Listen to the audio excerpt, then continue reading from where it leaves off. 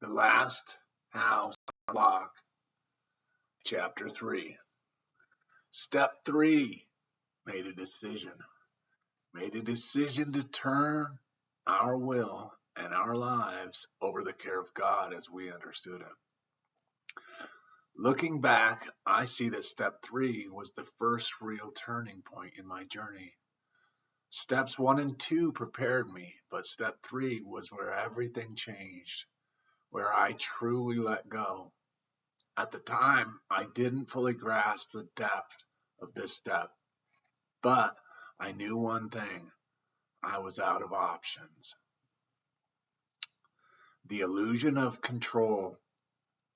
For most of my life, I was convinced that I was the one in charge. If I could just figure out the right plan, the right strategy, or the right mindset, I could fix it myself.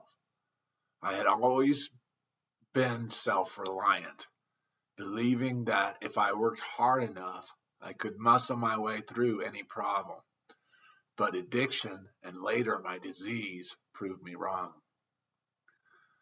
By the time I reached step 3, I had already admitted my powerlessness.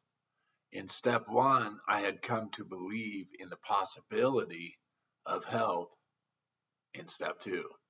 But belief alone wasn't enough. Step 3 required action. It required a decision, a commitment to let go of my way and surrender to something greater. The prayer of surrender. At my early meetings, I heard about the third step prayer from the big book of Alcoholics Anonymous. God, I offer myself to thee, to build with me and do with me as thou wilt. Relieve me of the bondage of self, that I may better do thy will.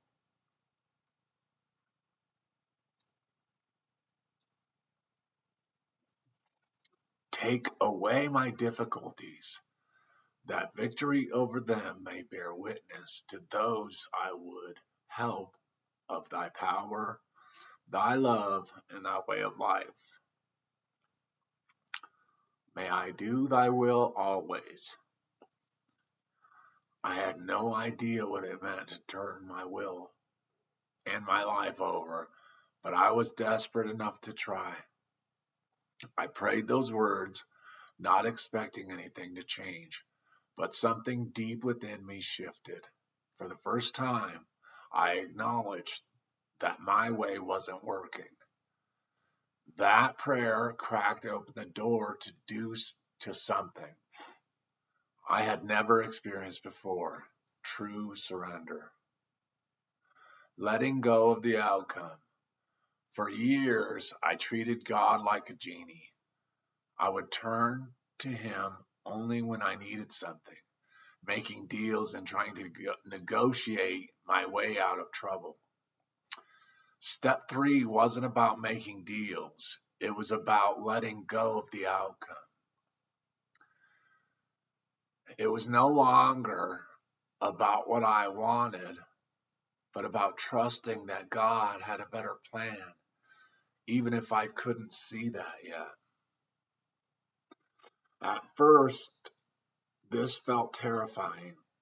The idea of handing my life over to something I barely understood seemed risky. What if God wasn't what I wanted? What if surrender meant losing control?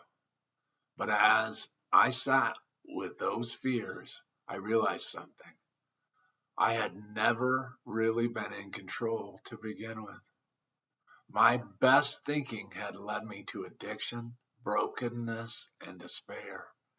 Maybe, just maybe,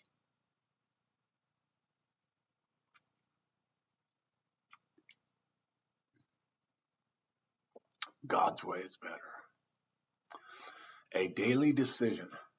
Step 3 wasn't a one-time event. It was a daily practice. Each morning I had to renew that decision. God, I can't do this on my own. I trust you Take my life and do with it what you will. At first, I expected instant transformation, but what I got was something better: peace.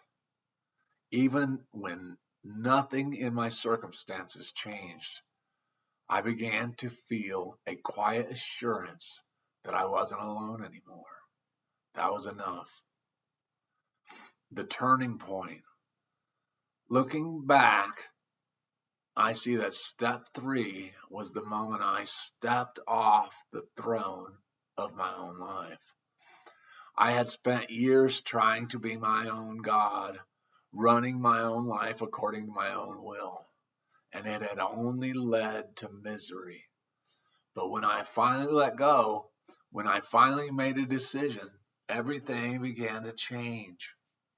Not instantly, not dramatically, but day by day, moment by moment, I learned what it meant to live in surrender.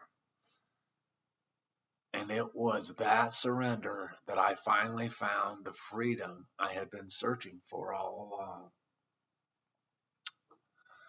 What does surrender mean to you? Read the rest of my book on my channel. It's my playlist, The Last House on the Block. I also have created over 250 music videos and music. Have a listen. Join my channel. Subscribe.